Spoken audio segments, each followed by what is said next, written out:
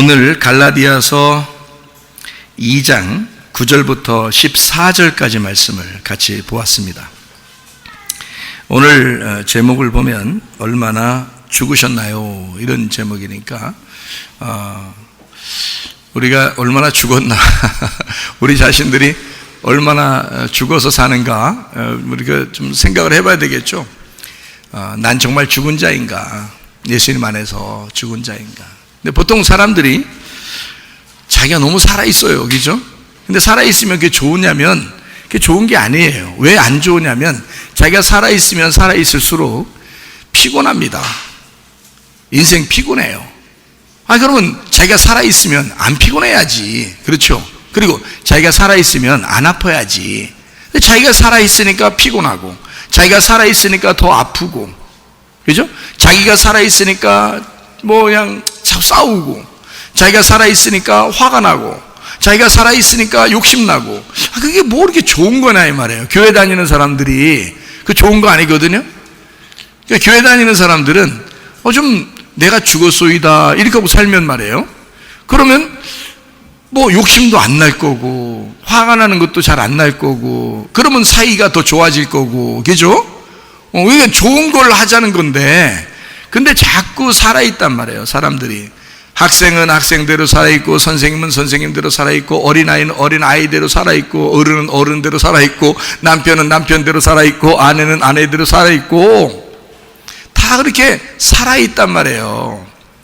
그러니까 자기가 살아있으니까 싸우게 되고, 자기가 살아있으니까 화도 내고 그러지 않냐 이거예요. 여러분, 진짜 예수 믿으면 어떻게 될까요? 진짜 예수 믿으면 이런 거 조금 없어지지 않을까? 그죠?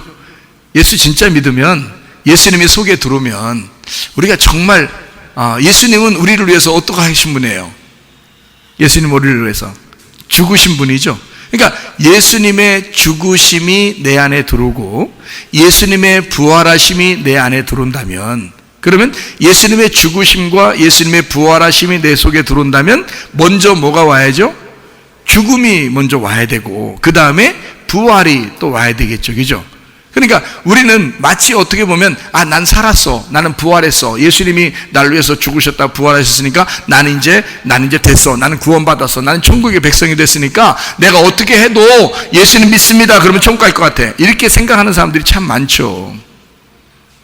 그거는 영의 구원이지 않겠습니까? 영의 구원, 영적으로 우리를 구원하셨다 분명하죠. 그런데 혼은 나 자신이란 말이에요. 나 자신은 여러분, 교회 다니는 사람이나 교회 안 다니는 사람이나 성경책을 알고 있는 사람이나 성경책을 모르는 사람도 다 뭐 때문에 살아가고 있냐면 양심으로 살아가고 있어요. 그러니까 양심, 이방인들은 양심이 살아있다 그래요. 그러니까 성경을 모르는 사람도, 율법이 없는 사람도요, 양심이 그들에게 율법이 됩니다. 로마서 2장 14절 15절의 말씀이에요. 그래서 사람들은 교회 안 다녀도요, 양심적으로 사는 사람이 얼마나 많은지 몰라요, 여러분. 오히려 교회 안 다니는 사람들이 양심적으로 사는 사람이 참 많습니다. 근데 여러분 잘 생각해봐요. 교회 안 다니는 사람들이 교회 다니는 사람들을 욕해요, 안 해요? 욕하죠? 교회 다니는 사람들 욕합니다. 왜 욕할까요? 교회 안 다니는 사람들이 교회 다니는 사람 욕해요. 뭐 때문에 욕해요? 고집불통이라는 거야. 아주 그냥 고집불통이라는 거야. 고집불통이라는 거야. 불통이 뭐예요? 소통의 반대말이에요. 소통되지 않는단 말이에요. 영 안 이게 안 통한단 말이에요. 교회 다니는 사람들은 안 믿는 사람하고 안 통한대요. 그러니까 고집불통이라는 거죠. 그러면 교회 안 다니는 사람들은요, 오히려 마음도 넓기도 하고요, 또 얘기도 잘 통하기도 하고, 서로 소통하고요, 싸워도 말해요, 술 한잔 다 둘이 마시고, 그냥 오늘 털어버리자 그러면 딱 잊어버려요. 서로 그냥 다 털어버려. 진짜 한 잔 딱 기울이고 그냥 딱 털어버린단 말이에요, 그죠? 그런데 교회 다니는 사람들은요, 한번 이 속에서 한번 딱 응어리를 쥐기 시작하면은 술을 먹나 다른 거 뭘 하기라. 그러니까 속에서 응어리 진 게 안 풀어져, 끝까지가. 그리고 먼저 얘기를 잘 안 해. 교회 다니는 사람들이. 그러니까 교회 안 다니는 사람들이 풀자고 해도 안 풀어. 왜 안 풀어? 넌 안 믿는 놈이고 나는 믿는 사람이라는 거야. 잘 상대도 안 해. 교회 다니는 사람들이 말이에요. 그래, 교회 안 다니는 사람들이 교회 다니는 사람들을 좋아하겠냐고요. 그리고 온갖 못된 짓은 또 다 해, 뒤에서. 그러니까 원래 못된 놈들인데 교회 다녀서 그나마 좀 괜찮아졌거든요. 그러니까 뒤에서는 못된 짓을 다 해. 근데 겉으로 교회 나와서 예배드려, 이렇게. 그러니까 사람들이 볼 땐 이상한 거예요, 저 사람이. 저 무슨 또라이 같은 거야. 자기들이 볼 때는 이상한데 교회 나가서는 예배 드린다고 그래. 그게 이상하잖아요. 그리고 또 하는 말은 또 천국 간다네, 또 그러다가. 자기는 그래도 천국 간다는 거야. 그러니 진짜 이상한 거예요, 사람들이 생각할 때는. 그러니 욕할 수밖에 없어. 자기들은 그래도 교회는 안 나가지만, 성경은 모르지만 양심적으로는 살려고 하잖아요. 그런 사람 참 많다고요. 교회 안 다니는 사람 중에서도 양심적으로 살려고 하는 사람이 참 많아요. 꼭 교회만 다녀서가 아니라요. 그 양심이 그들의 율법이 되기 때문에 그렇거든요. 근데 교회 다니는 사람들이 양심도 없어. 양심은 있는데 양심이 무뎌져서 사는 사람들이 참 많더라는 거죠. 그러니까 자기 맘대로 사는 거야. 여러분, 양심적으로 사셔요. 그게 좋은 거야. 교회 안 다니는 사람들도 양심적으로 살려고 그래요. 교회 다니는 사람은 더 양심적으로 살아야 될 거 아니에요. 그래야 사람들이 욕 안 할 거 아니에요. 욕 안 얻어먹으려고만 하는 게 아니라 진짜 양심적으로 사는 게 그게 성경이에요. 성경이 뭐예요? 우리의 양심을 갖다 벗어나지 않아요. 양심적으로 사는 거라고. 그게 율법이라고요. 그게 선과 악이라는 겁니다. 선한 것과 악한 것, 좋은 것과 나쁜 것, 잘한 것과 못한 것, 이거를, 선과 악을 다 양심이 다 구분합니다. 교회 안 다녀도, 성경 몰라도요, 양심이 다 구분해요, 여러분. 저건 선한 거야, 저건 악한 거야, 그거 다 알아요, 사람들이. 근데 교회 다니는 사람들은 자기는 이렇게 해도 예수님 믿고 구원받아 천국 간다고 생각하기 때문에 조금 잘못하는 것을 그냥 눈 감아주기를 원하죠. 예수 안 믿는 사람들도 양심적으로 살려고 하는 걸 왜 우리들은 눈 감아주려고 합니까? 말이 안 되죠. 진짜 예수 믿는 사람은 양심적으로 살겠죠. 양심적으로. 교회 안 다니는 사람들도요, 부인한테 잘하는 사람 많습니다, 여러분. 양심적으로요. 교회 안 다니는 사람도 부인한테 정말 잘하는 사람 많아요. 양심적으로 말입니다. 여러분의 양심에 호소하는 거예요. 이 율법책이 왜 있는 거예요? 여러분 양심에 호소하는 거 아니에요. 율법이라는 건 선과 악을 나누는 건데, 양심이라는 건 어떤 구분이거든요. 구분해내는 겁니다. 그게 양심이에요. 구분하는 마음, 그게 양심이거든요. 그러니까 이 구분하는 그 마음이 우리들에게 다 있는데 여러분의 양심에게 호소하는 겁니다. 말씀의 호소예요. 율법의 호소입니다. 여러분 정말 양심적으로 아내에게 잘해주고 있는가? 양심적으로 아내에게 정말 잘해주고 있는가? 그럼 반대로 얘기해봐요. 아니 저는 한쪽에만 얘기하면 막 사람들이 예배 끝나고 나면 저한테 또 비난의 화살을 막 쏘잖아요. 그러면 안 되잖아. 그래서 또 한쪽도 얘기해줘야 되죠. 양심적으로 남편에게 정말 양심적으로 잘해주고 있는가? 교회 안 다니는 사람도 양심적으로 잘해주는 사람 참 많습니다. 그렇죠? 그런데 교회 다니는 사람들은 세상에 교회 다닌다고 하면서 양심이 아주 그냥 그 ironed by fire, 불로 아주 다리미질해 가지고 양심을 갖다 다리미질해서 아주 굳어서 감각이 없는 사람들도 있어요. 양심이 굳어서 감각이 없는 사람들 있어요. 세상에 남편한테도 아내한테도 자기 자녀한테도 부모에게도 양심 없이 행동하는 사람이 너무 많아요. 양심적으로 살아야 돼요, 여러분. 양심이 살아있어야 돼. 기독교인들은 더 그래야죠. 교회 안 다니는 사람들도 그런데 교회 다니는 사람들은 더 열심히 더 잘 양심적으로 살으셨어야죠. 그렇죠? 잘해주세요. 다 잘해주시라고. 기분 나빠요? 이런 말이 아주 기분 나쁜 말이에요? 여러분에게는? 양심도 없어. 양심 있는 사람 이게 기분 나쁜 말이 아니라 자기를 찔러주는 말이야. 자기를 찔러주는 말씀이 좋은 말씀이에요. 자기를 찔러줘서 내가 진짜 내가 오늘까지 어제까지는 내가 양심 없이 사는 것 같아. 내가 양심은 있었지만 양심이 너무 무딘 사람처럼 살았던 것 같아. 오늘 양심을 깨우자. 오늘 양심을 좀 부활시키자. 그게 부활이에요. 그게 구원이에요. 여러분, 아니 교회 나온 게 뭐예요? 구원받고 천국 가려고 교회 나온 거 아니에요? 그죠? 그러면 양심이 깨어나야죠. 양심이 부활해야죠.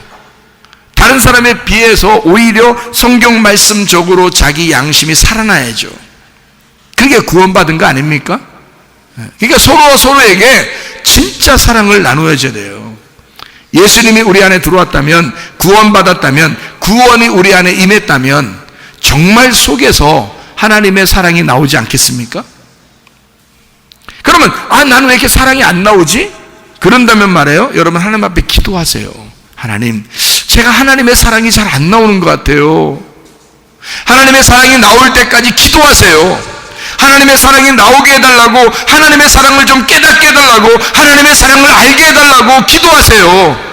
기도도 안 해. 하나님 사랑도 나타내지도 않아. 예수 믿는 것 같은 사람 같지도 않아. 양심도 살아있는 것 같지도 않아. 세상 사람 같이 그렇게 살지도 않아.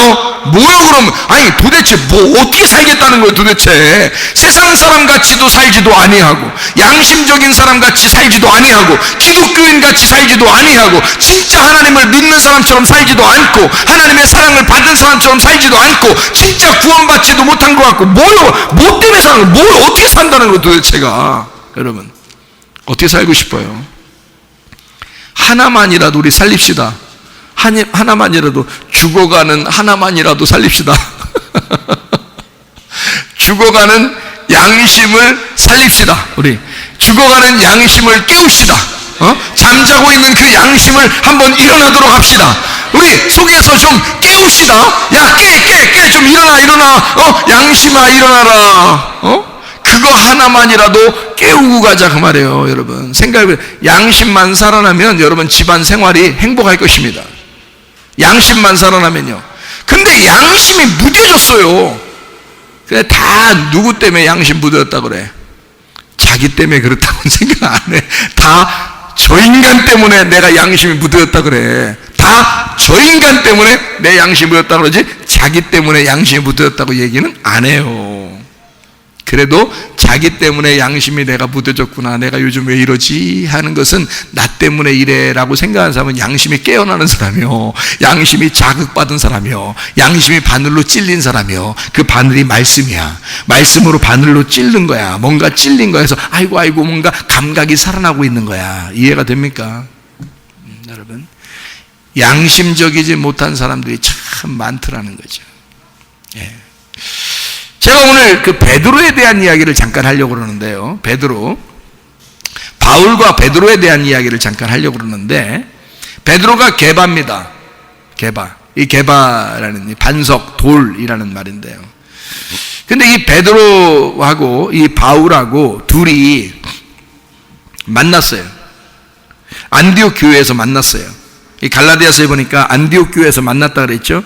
근데 안디옥 교회는 원래 그 이방인들이 구원받고, 유대인들이 구원받지만 유대인들이 이방인 땅에 가서 이렇게 살아가는 그런 이제 이방인들이 많은 그런 도시란 말이에요. 이 안독이라는 도시가. 근데 거기에서 바울과 바나바가 거기서 목회를 하고 있었어요. 목회. 그러니까 바나바가 원래 목회자로 이제 부름받고 임명받아서 안디옥 교회로 이제 사명을 받아 갔거든요. 근데 혼자 할 때 뭐 어려움이 있었는지, 뭐 어려움 없었어도 누구를 데려오고 싶었냐면 바울이라는 사람이 정말 악독한 사람이었는데 예수님 믿었대요. 그래서 그 소문을 들었어요. 그 소식을 듣고 이제 이 바나바라는 사람은 원래 예루살렘 교회에서 훌륭한 사람이었거든요. 수많은 예루살렘 교회에서 한 명을 안디옥 교회가 세워지니까 거기에다가 한 명을 보내야 되겠다 했는데 바나바를 보낸 거예요. 그러니까 수많은 사람 중에 한 명을 보낼 정도니까 이 한 사람이 얼마나 훌륭한 사람이겠어요. 바나바라는 사람이요, 굉장히 인격적인 사람이에요. 이 바나바라는 사람이 굉장히 좋은 사람이라고, 마음적으로도 선한 사람이에요. 그래서 이 바나바를 이제 안디옥 교회에 보냈는데, 이 사람이 원래 선한 사람이라 바울이라는 사람이 새로 회심해서 예수님을 믿었다고 그러는데 아무도 안 알아주는 거예요. 아무도 안 알아줘요. 그러니까 이 바나바라는 사람이 바울이 얼마나 외로울까. 저 예수님을 믿었다 그러는데 얼마나 힘들까. 얼마나 스스로 자기 자신이 위축되고 그렇게 처참하게 생각될까. 자기 혼자라고 생각하니까 왕따 당한 거죠. 왕따. 저 사람 진짜 예수 믿은 거 맞아? 그럼 사람들이 자꾸 이렇게 왕따를 시키니까 바울이 외롭잖아요. 외로워하고 있는, 혼자 있는 바울에게 바나바라는 사람이 가서 데리고 옵니다. 함께 우리 목회하자. 여기서 당신 예수님 믿었다며 성경을 정말 잘 아는 사람이라는 거 나도 안다. 근데 예수님까지 믿었대. 그러니까 와서 우리 같이 설교하고 우리 안디옥 교회를 함께 성장시키자. 이렇게 데리고 왔단 말이에요. 그게 바나바예요. 바나바가 데려온 사람이에요.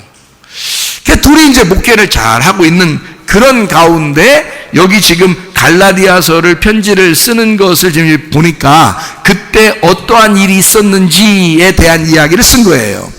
갈라디아서를 보니까 2장에 어떤 일이 있었냐면 이런 일이에요. 예루살렘 교회에서는 훌륭한 사도들이 많습니다. 예수님을 직접 따라다니는 제자들 있잖아요. 그 사람들이 11명이었습니다. 그러니까 12명에서 1명이 죽고 가룟유다 죽고요. 나머지 11명이 모여서 마띠아라는 하나의 그 제자를 또 삼아서 12명을 만들어서 12사도로 이제 이 예루살렘 그 교회를 다스리고 있었거든요. 근데 그 다스리는 사람 중에 예수님 평상시에 정말 사랑하고 같이 늘 가까이 데리고 다니던 사람들이 있었는데 그게 바로 베드로, 야고보, 요한이에요. 베드로, 야고보, 요한. 이 세 사람은 예수님이 굉장히 사랑하는 사람들이었거든요. 물론 다른 사람도 사랑하죠. 근데 가까이 두고 이제 자주 얘기하던 사람들이 베드로, 요한, 야고보거든요. 그러니까 이 사람들은 예수님의 제자이기도 하지만 특별히 교회의 기둥과 같은 사람들이에요. 그러니까 그 예루살렘 교회에서 이 사람들을 건들 사람은 아무도 없는 거죠. 왜냐하면 예수님을 직접 만난 자들이죠. 예수님의 수제자들이죠. 예수님이 특별히 사랑한 사람들이라고 사람들이 생각하기 때문에 이 사람들을 건들 사람은 아무도 없어요. 이 사람들은 교회, 예루살렘 그 어마어마한 사람들이 많은 그 모여있는 교회의 기둥과 같은 사람들이란 말이에요. 이 사람들이. 그런데 바울이라는 사람은 알아주겠어요? 안 알아주겠어요? 안 하죠. 그것도 바울은 이 그리스도인들이 생각할 때는 저 바울은 아주 못된 놈이라고 생각했거든요. 못된 놈이 아주 자기들을 잡아서 죽이는 사람인데 아니 어느 날 예수님 믿었대. 저거 진짠가 가짠가 만약에 거짓말로 나 예수님 믿었어 이렇게 하면서 접근해 와가지고 다 잡아가면 어떡할 거예요? 네? 아니 그러면 다 죽는 거 아니에요. 그러니까 이 다 경계할 수밖에 없는 거예요. 저 진짜냐 가짜냐 저거 진짜 믿은 거 맞아 안 맞아 저거. 그래서 자꾸 경계하던 그런 때란 말이에요. 그런 때에 바울이 생각할 때 바울과 바나바가 이 세 명이나 베드로, 요한, 야고보만 잘 이 바울하고 연결만 되면 말이에요. 그러면 바울을 인정할 것 같아. 그래야 안 그러겠어요? 그러겠죠. 그 시대가 지금 그런 분위기란 말이에요. 바울을 인정하고 싶지가 않은 분위기고 많은 사람들은 베드로, 요한, 야고보 이 교회의 기둥과 같은 이 세 사람을 따르던 그런 시대란 말이에요. 그러니까 이 세 사람이 만약에 바울하고 악수를 했다 그러면 이제 바울의 신세는 피는 거예요. 인정하는 거잖아요. 그걸 이제 그걸 한번 만들어 보고 싶은 거예요. 아마 이거를 내 생각에는 바나바가 이런 그 스케줄을 만들었을 것 같아요. 바나바가. 근데 이 바나바하고 바울은 늘 같이 다녔으니까. 그런데 이 바울이 말해요. 베드로와 요한과 야고보 이 세 사람하고 친교에 악수를 했다라고 여기 써놨어요. 여러분 이게 중요하니까 썼겠어요? 안 중요한데도 썼겠어요? 지금 바울 입장에서는 엄청나게 중요한 거예요. 이게. 바울 입장에서는. 왜냐하면 자기가 지금 어떤 사람이라는 거야? 나 베드로하고 악수한 사람이야. 그때 베드로는요, 이 당시에 베드로는 대통령보다 더 높은 사람입니다. 기독교인들 입장에서는요. 예수님은 안 보이죠? 베드로 속에 예수님이 있죠. 베드로가 예수님의 양들을 맡아서 돌보고 먹여야 되는 책임을 요한복음 21장에 맡은 사람이잖아요.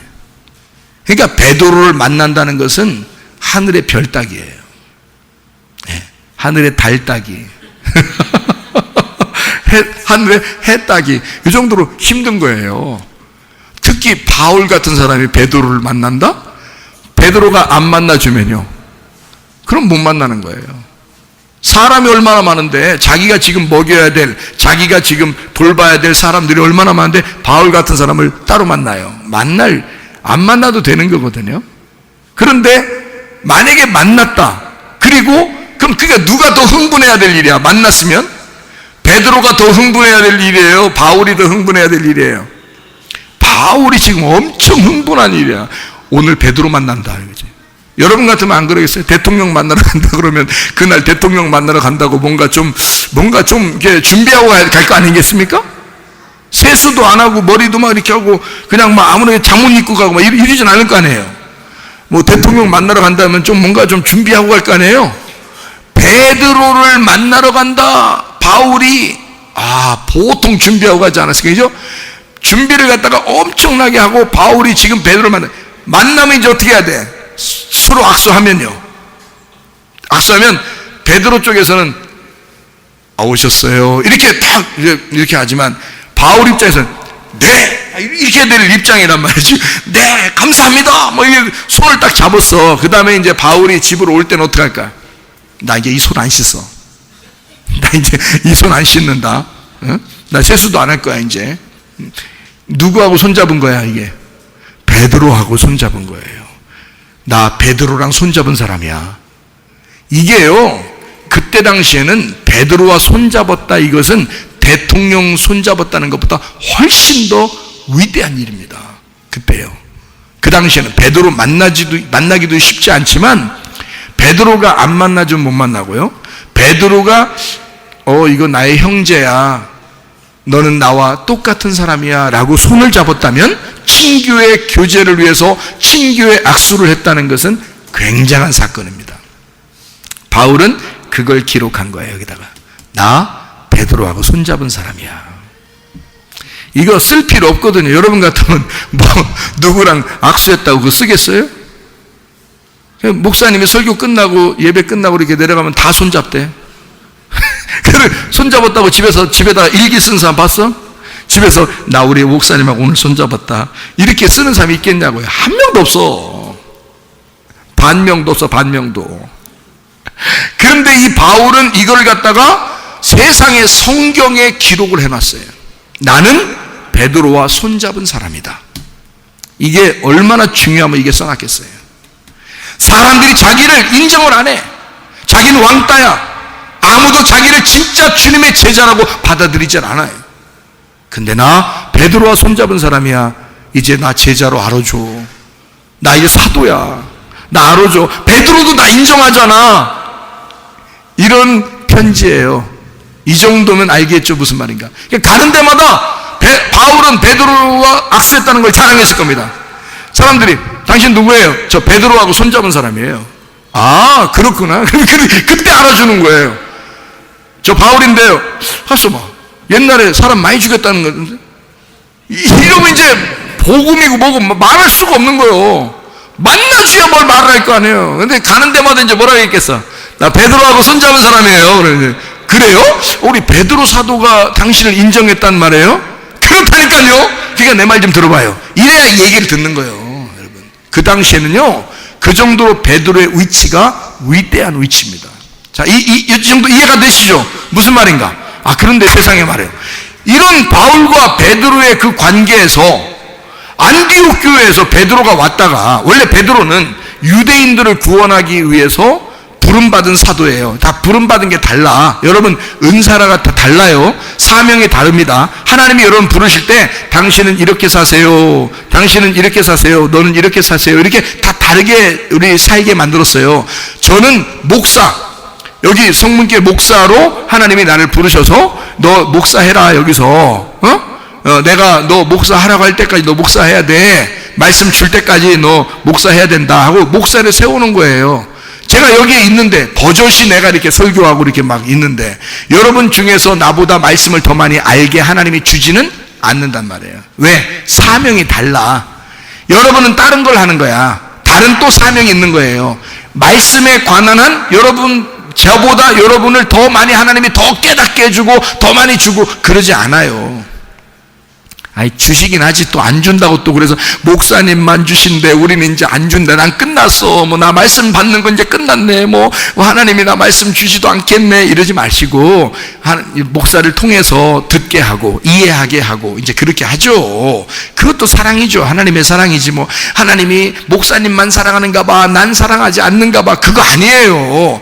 여러분에게는 또 여러분의 남편을 주셨잖아요. 여러분의 아내를 주셨잖아요. 여러분의 자녀를 주셨잖아요. 그거는 내가 감당할 수 없는 사람들이란 말이야.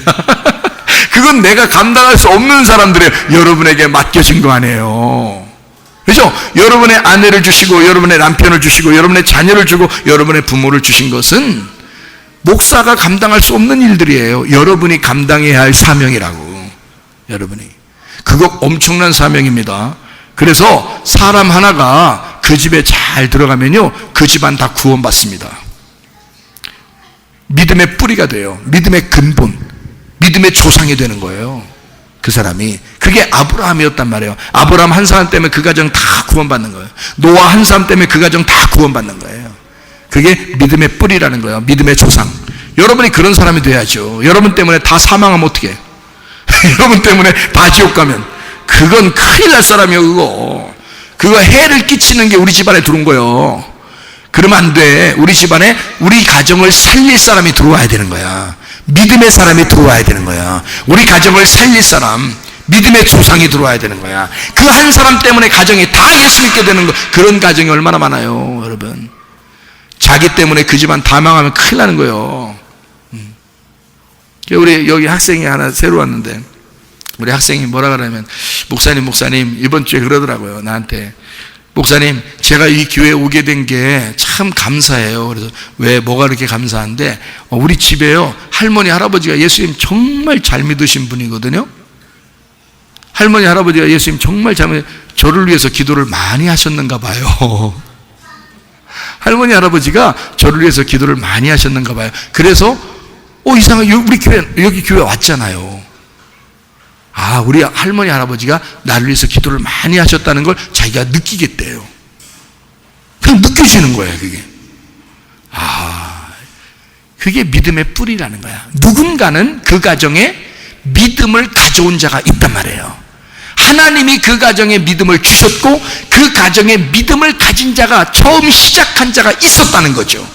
그 믿음의 뿌리가 밑으로 내려오니까 어느 날 그것을 깨닫는 자가 믿음을 받아들이게 되고 믿음을 전수받아서 내가 이렇게 믿음의 사람이 된 것은 우리 조상적부터 믿음의 뿌리가 있었구나. 누군가가 우리 집안에 믿음의 씨앗을 심었구나 라는 것을 이 손녀가 깨닫게 된 거란 말이에요. 그 얘기를 하더라고요, 저한테. 그래요. 여러분 한 사람 때문에 여러분 가정이 사는 역사가 있기를 바랍니다. 여러분 때문에 여러분 가정이 죽으면 안 되죠. 여러분 때문에 여러분 가정이 살아야죠. 믿음의 씨앗이 돼야죠. 여러분이 믿음의 뿌리, 믿음의 씨앗. 자, 바울이라는 사람과 베드로라는 사람이 있어요. 이 베드로는 유대인들에게 보냄받은 사람이거든요. 그래서 유대인들을 가는 곳마다 유대인들을 구원합니다. 베드로는요. 그런데 바울은 이방인 사람들에게 보냄받은 그릇이란 말이에요. 처음부터 하나님이 바울을 택할 때 이방인에게 전도하라고 불렀단 말이에요, 바울을. 그래서 바울은 이방인을 전도해야 되는데 어떻게 전도할까 늘 고민했겠죠. 이방인들을 전도해야 되는데, 그러니까 이방인들이 남다르게 보이겠죠. 바울에게는 이방인들을 위해서 가라고 그릇을 준비해서 보낸 거니까, 그 사명이 그런 거니까. 그러니까 이 이방인들에 대해서 어떻게 늘 애틋한 마음이 있겠죠. 바울은 이방인을 볼 때 그냥 막 무시하고 싶은 그런 마음이 없을 거란 말이에요. 근데 유대인들은 안 그래요. 자기들이 그래도 하나님의 본 자손들이기 때문에 저 이방인들은 아마 구원받는 게 좀 힘들 거야, 이렇게 생각하고 있었단 말이에요. 베드로를 비롯해서 유대인들 구원받은 그리스도인들이 그렇게 생각했단 말이에요. 자기들만 아마 구원받을 거야 라고 생각했단 거죠. 사도행전 10장이 이루어지기 전까지는 베드로도 유대인들만 구원받는 줄 알았어요. 그래서 사도행전 10장에 예수님이 뭐 보자기에다가 막 이렇게 막 짐승들 기는 거, 벌레 막 이런 것들을 갖다 이렇게 막 내려보내면서 베드로 보고 막 잡아먹으라고 그랬거든요. 그러니까 베드로가 나 이거 한 번도 먹어본 적이 없고 내가 이렇게 먹어본 적이 없는데 어떻게 이걸 먹으라고 그럽니까? 그러니까 예수님이 뭐라 그래요? 예수님이 뭐라 그래? 잡아먹어. 내가 잡아먹으라고 했으니까 잡아먹어. 내가 잡아먹으라니까 한 가지 뭐냐면 내가 먹으라고 했으면 먹어야지, 그 말이에요. 하나는, 그죠? 베드로한테 왜 그러냐면 너 내 종이잖아. 너 내 종이니까 내가 하라는 대로 해야지. 내가 잡아먹으라고 했으니까 너 징그럽지만 먹어, 그 말이고요. 하나는, 그죠? 먹고, 또 하나는 내가 깨끗하다고 했는데 네가 왜 더럽다고 그래? 내가 깨끗하다고 한다면 깨끗한 거야. 근데 왜 네가 더럽다고 안 먹어? 그게 다 누구를 말하는 거냐면 이방인 죄인들을 말하는 거거든요. 이방인 죄인들하고 내가 상대해 본 적이 없고, 내가 그들을 먹은 적이 없고, 그들과 내가 교제해 본 적이 없고, 그들은 구원받을 만한 자격이 없는 사람들인데요 라고 베드로는 기도하고 있었단 말이에요. 그런데 사도행전 10장에 예수님이 뭐라 하면 그냥 먹어, 그냥 잡아먹어. 이방인도 내가 깨끗하게 했어. 내가 깨끗하게 할 거야. 그리고 그거를 이제 그 사명을 누구한테 주는 거냐면 바울에게 주는 거예요, 그 사명을. 그러니까 바울은 어떤 개념을 가지고 이방인들을 대했겠어? 더럽다고 대했겠어? 아니면 깨끗하다고 생각하고 대했겠어? 깨끗하다고 생각하고 대한 거야. 왜? 어떤 시대가 끝났으니까.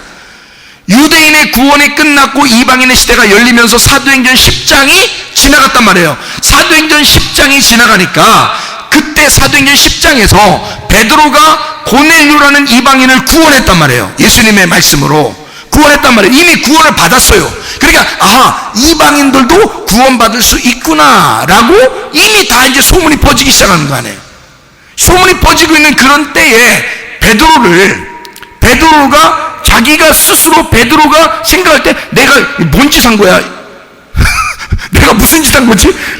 이방인도 구원받았네? 라고 생각을, 베드로 자신을 생각해 보니까 참 놀라운 일이란 말이에요. 이 이방인이 구원받았네? 이런 문을 열어준 게 베드로예요. 왜냐면 베드로에게 천국 열쇠를 맡겼으니까. 예수님이 천국 열쇠를 맡겨서 베드로가 열어준 거예요. 그날 사도행전 10장에 고넬료 집을 구원하면서 열어준 거죠. 그러니까 문 열어놨으니까 이제 그 문에, 열어놓은 문이니까 다 들락달락 할 수 있을 거 아니에요. 문을 열어놨으니까 들락달락. 누가 들락달락해? 이제 진짜 들락달락 하는 건 바울이야. 문 열어주는 거는 베드로고, 베드로가 문 열어주니까 바울이 이제 들락달락 하는 거지. 그래서 바울이 생각할 때는 이방인들도 구원받을 자격이 있다라고 생각을 하게 된 거예요, 바울이. 베드로도 생각하고 있겠죠. 이방인을 구원한 게 자기니까. 그러니까 베드로도 분명히 생각하고 있을 거란 말이에요. 베드로도 생각을 하고 있는데 바울도 그걸 분명히 알고 있단 말이에요. 베드로도 알고 있을 거고. 그런 상태에서 지금 이 갈라디아서 2장이 지금 여기 쓴 거예요. 안디옥 교회에서 이런 일이 있었다, 이런 얘기를 하는 거죠. 안디옥 교회에서 이런 일이 있었다. 자, 베드로같이 어마어마한 그런 사도도 이런 실수를 저질러더라. 베드로같이 어마어마한 사람도 그렇게 진짜 대통령, 그때 당시에 대통령보다도 더 높으신 그 막 영적 위대한 지도자도 이런 실수를 하더라.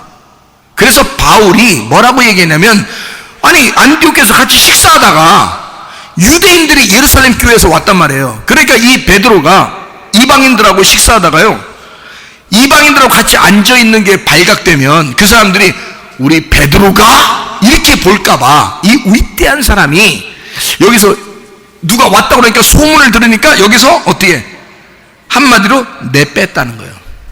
내뺐다. 거기서 할례자들을 떠나 물러가매, 그러니까 떠나 물러가매, 이렇게 물러갔겠어요? 한국말로 왜 떠나 물러가며 그러니까 밥을 같이 이렇게 먹다가 저기 예루살렘에서 유대인들이 왔대. 그 그리스도인들이 이 사도 베드로가 1등이거든요. 왕이나 마찬가지예요. 그 당시에는 이 그리스도인들에 비해서는 그리스도인들이 다 볼 때는 이 왕이나 마찬가지거든요. 예루살렘에서 왔대요. 그래? 떠나 물러가며. 이렇게 했겠냐고. 그런 거 아니라고요. 한마디로 말하면 내 뺀 거야.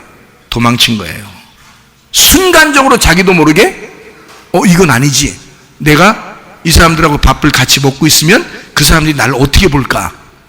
그 사람들은 굉장히 이상하게 볼 거야. 그러니까 잠깐 도망친 겁니다. 그 말이에요. 바울이 열 받겠어 안 받겠어? 바울은 아니 지가 구원한 것도 이방인이고, 그래서 자기가 이제 이방인들 구원하기 위해서 하나님이 자기를 불러서 이방인한테 갔는데, 이방인들은 이제 다 구원해놓고 이방인들하고 같이 밥도 먹고 그러는데, 세상에 베드로가 여기서 도망쳐 내빼고 숨었어. 바울이 열 받는 거죠. 그래서 사람들 다 모인 상태에서 이 베드로한테 바울이 막 뭐라고 한 거예요. 이게 지금 오늘 본문의 말씀이야. 막 뭐라고 한 거야. 베드로요, 응? 그럴 수 있습니까? 응?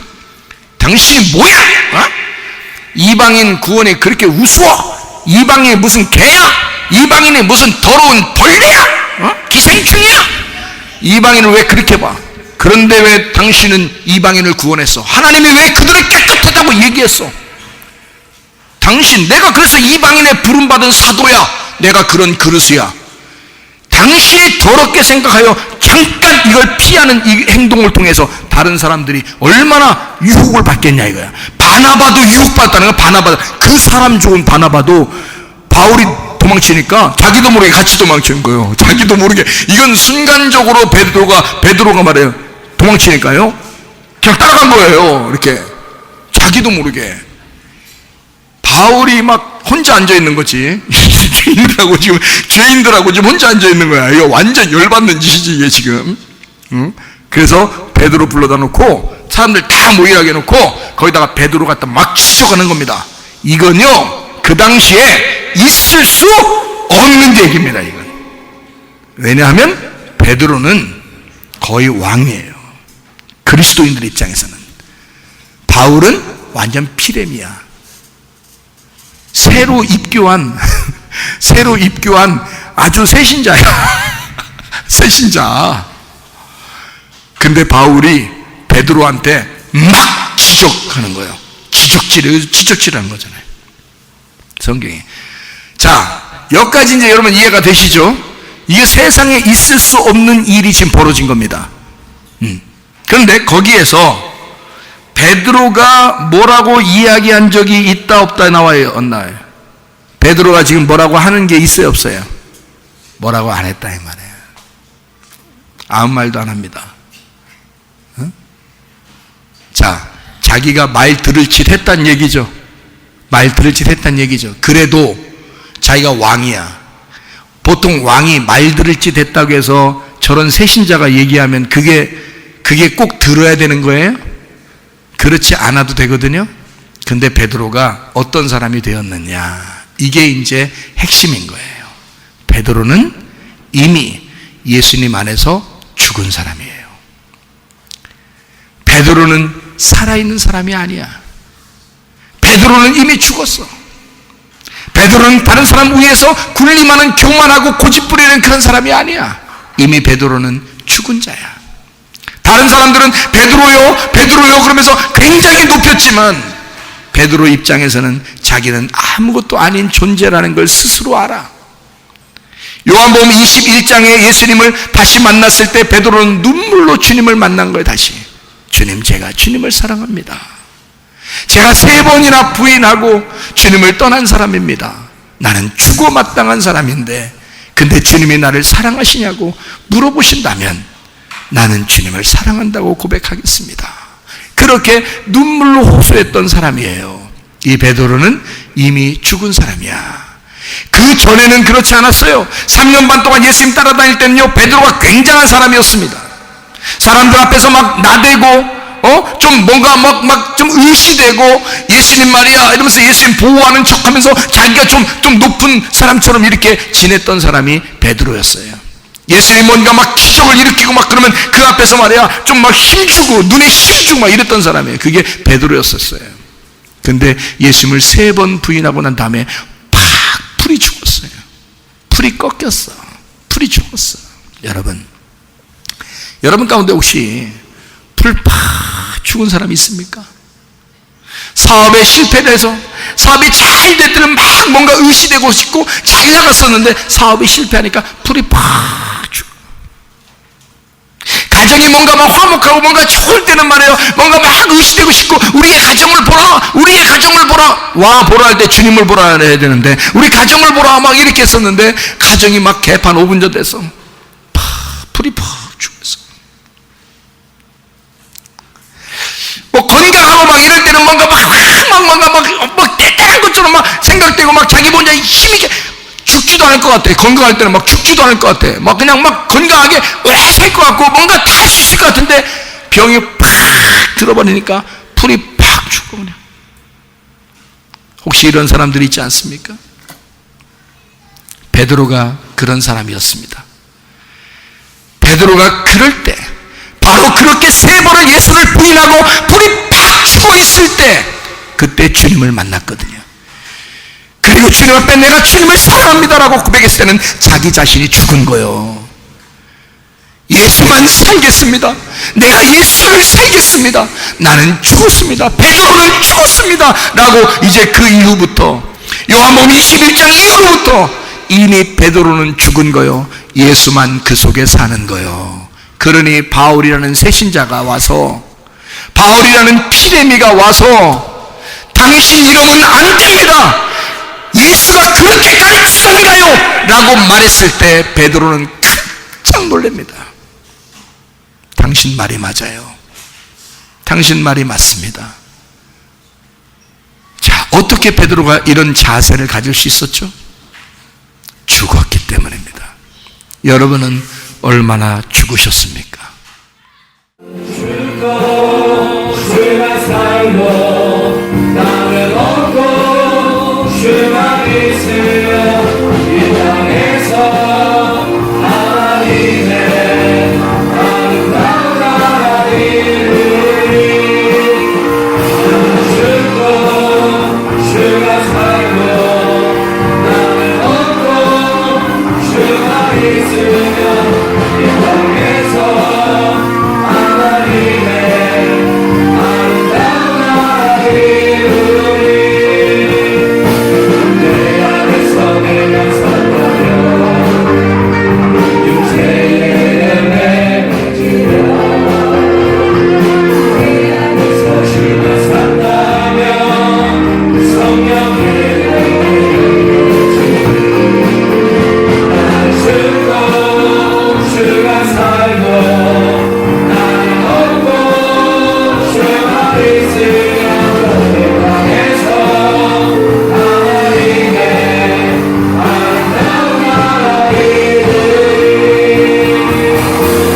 기도하겠습니다. 하나님 앞에 기도할 때 하나님 내가 너무 살아있는 거 아닌가?